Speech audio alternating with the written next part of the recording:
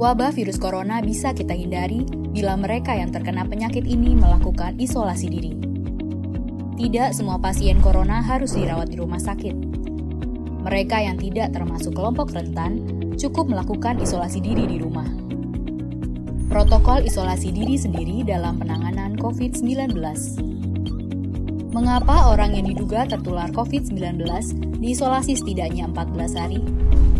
Gejala COVID-19 biasanya muncul dalam rentang 1-14 hari berupa batuk, demam, atau sesak nafas.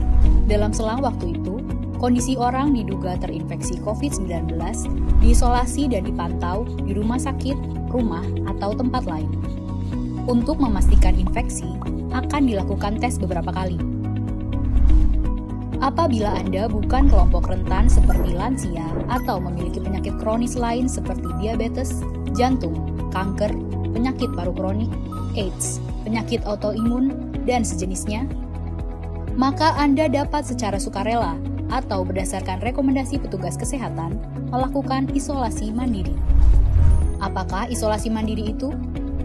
Isolasi mandiri adalah upaya mencegah penyebaran COVID-19 dengan berdiam diri di rumah sambil memantau kondisi diri kita, seraya tetap menjaga jarak aman dari orang sekitar atau keluarga.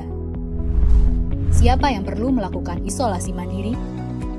Siapapun yang memiliki gejala sakit seperti demam, batuk atau pilek, nyeri tenggorokan, atau gejala penyakit pernafasan lainnya, atau termasuk dalam kelompok orang dalam pemantauan atau ODP, yaitu orang yang pernah berkontak erat dengan pasien positif COVID-19 dan atau orang dengan riwayat perjalanan dari negara atau transmisi lokal COVID-19. Berapa lama waktu isolasi diri? Setidaknya selama 14 hari sampai hasil pemeriksaan sampel di laboratorium diketahui. Apa yang perlu dilakukan saat isolasi mandiri?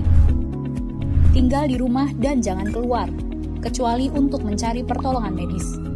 Sebisa mungkin, gunakan kamar terpisah dan selalu jaga jarak setidaknya 1 meter dari anggota keluarga lain. Selalu gunakan masker selama masa isolasi diri. Ganti masker secara rutin apabila basah atau kotor. Lakukan pengukuran suhu harian dan observasi gejala seperti batuk atau kesulitan bernafas. Hindari berbagi peralatan makan seperti piring, sendok, garpu, dan gelas, perlengkapan mandi seperti handuk atau sikat gigi, dan juga benda berbahan kain, misalnya pakaian atau selimut. Terapkan perilaku hidup bersih dan sehat seperti makan makanan bergizi, rutin mencuci tangan dengan sabun dan air mengalir, serta melakukan etika batuk dan bersih. Upayakan berada di ruang terbuka dan berjemur sinar matahari setiap pagi.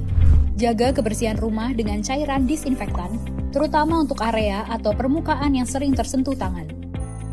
Hubungi segera fasilitas layanan kesehatan bila sakit memburuk, seperti mengalami sesak nafas. Apa yang tidak boleh dilakukan saat isolasi mandiri? Tidak boleh keluar rumah, termasuk untuk bekerja, apalagi ke ruang publik.